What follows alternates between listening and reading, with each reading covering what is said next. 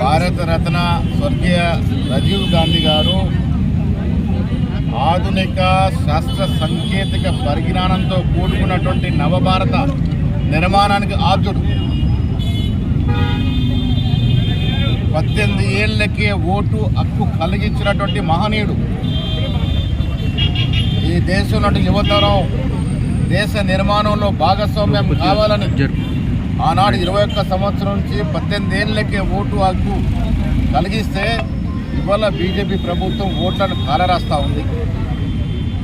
శాస్త్ర సాంకేతికంగా 21వ శతాబ్దంలోకి విజయవంతంగా పోవాలనే కలలు కని అవి నెరవేరే సమయంలోనే వారు స్వర్గస్థులవ్వడం ఈ దేశ యువతరానికి పెద్ద నష్టం. వారు బ్రతుకునుంటే ఈ దేశం శాస్త్ర సాంకేతికంగా ఇంకా ముందు ఉండేది. ఇవాళ మనం వాడుతున్న సెల్ ఫోన్లు, కంప్యూటర్లు, ల్యాప్టాప్లు, శాటిలైట్లు అన్నీ కూడా వారు దూరదృష్టితో 85, 86 ప్రాంతంలో దాదాపు 30-31 సంవత్సరాల క్రితం, 40 సంవత్సరాల క్రితం దూరదృష్టితో వారు ఈ దేశానికి శాస్త్ర సాంకేతిక పరిజ్ఞానాన్ని తీసుకొచ్చినారు. కాబట్టి ఇవాళ సుఖంగా, సంతోషంగా, అరచేతుల ప్రపంచాన్ని చూడగలుగుతారు.